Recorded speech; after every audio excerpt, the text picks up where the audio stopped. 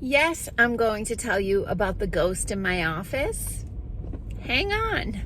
Hey, I'm Dr. Patty Barch. I'm a traditional naturopath, founder and owner of Naturally Unbridled Wellness and naturallyunbridled.com, where we focus on wellness solutions, not disease management. This is Down the Ridge with Dr. Patty. This is not medical advice. It's for entertainment purposes only. Nothing I say is true. Don't listen to me. So yesterday I was in talking to the other Patty in my office, and she is the one who does all of our thermography scans.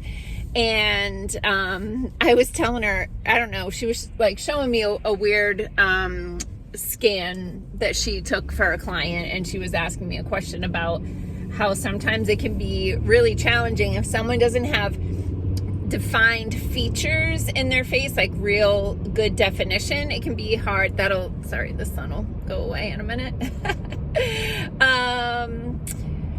If they don't have real defined features, sometimes it can be, hard to focus on their face. Because we'll use eyelashes, nose, ears, to get it. And she was like, this face was really hard to focus on. And I was like, hey, did I ever show you the picture of the ghost that I took with the thermography camera? And she's like, no. So I was like, I'll go find it. And then I posted it on Facebook because it's so crazy. So if you didn't see it, you can go to my Facebook page, and just scroll. It's from yesterday, which was Monday the 10th. Oh, today is March 11th, which means 24 years ago, I had my first kiss with my husband. Yeah, that's fun. Okay, so here's the story. Years ago, before I even offered thermography in my office, I had a handheld thermography camera or thermal imaging camera that attached to my cell phone. It's from the company FLIR, F-L-I-R, which they're very well known for their thermal imaging technology. So I used to use that in consultations to take pictures of people's face and also of their thyroid, because I could see if their thyroid was hot or if they had hot dental stuff, which root canals, and subclinical dental infections can show up really hot with a thermal imaging camera. So I'd use it as a way to show the client, this is what's going on in your body. So I had this woman in my office, and she only ever came to me the one time.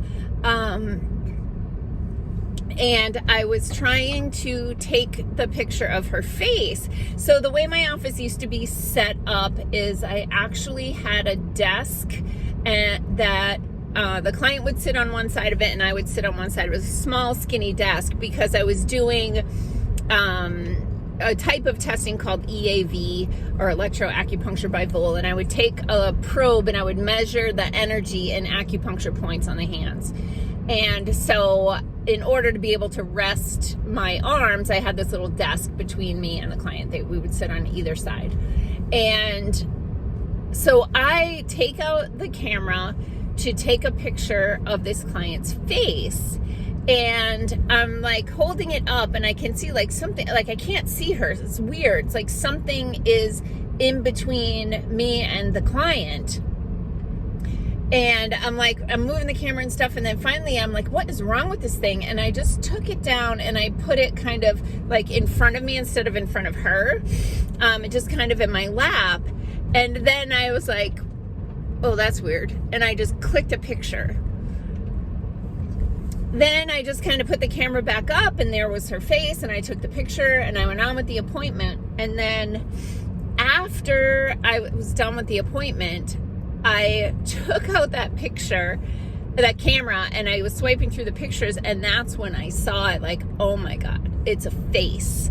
And the crazy thing is that this particular camera app also recorded a temperature, and the face was 47 degrees, right? It's cold, it's blue, it is not showing up you know, it's not this like little bit of, you know, oh, if you squint hard, you can make it look like a vase. No, it's a vase. And so in the picture, what you'll see at the top of the picture is my, my desk, which is actually showing up the warmest. Then you can see my knee. So there's a weird thing like at the bottom of the picture, it's my knee because I have this thing kind of aimed like toward my lap, sort of. And then there's this crazy blue face with green eyes like in between. So yeah, so that was not the office that I'm in now. It's actually not the office that I was in before now. It's the office that I was in before that. So yeah, that was crazy and fun. And then the only other thing I wanted to mention today is about vitamin A.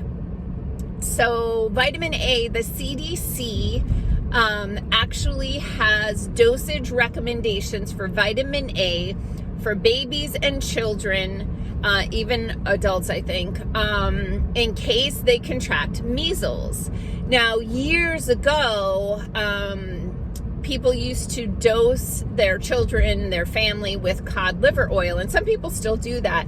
And sometimes that's one of the things where I wonder, like, ugh, whoever thought, like, let's eat the cod liver oil, because, like, gross. But it is loaded with vitamins A and D, the fat-soluble vitamins, and therefore it's a tremendous nutritional supplement. And the fat-soluble vitamins A and D are, you know, really good for immune health. So the CDC does give dosage recommendations. So I think YouTube will allow me to make this reference. The CDC makes dosage recommendations for vitamin A in case of measles. It's right there on the CDC website, YouTube fact checkers. So just like make sure you see that before you give me another strike and more time in the corner thinking about my behavior. But I wanted to say this about vitamin A. Beta carotene is not the same as vitamin A. Beta carotene needs to be converted into vitamin A. So if you're looking at something that has 10,000 units of beta carotene and not 10,000 units of vitamin A, it's not apples to apples or carrots to carrots. No pun intended there. Yes, pun intended. So it can be challenging to find actual vitamin A. We have it in our office. We bought some extra. It's cheap. It's like $12 a bottle or something. But I just wanted to put it out there because I know there's a lot of people who are paying attention to this really very small measles outbreak, by the way. And, you know, freaking out and maybe coming across the research and the CDC recommendations of vitamin A, but just make sure you're getting actual vitamin A, not beta carotene. The biggest challenge for me is it's hard for me to find it. I only have one provider that offers like pure vitamin A, and it only comes in tiny little pearl pills, which I know, of course, you can't get a tiny baby to take those.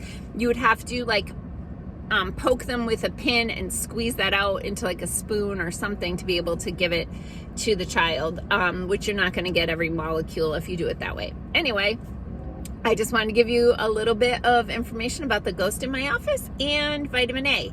Peace out, peeps. Have a healthy day. Make healthy choices.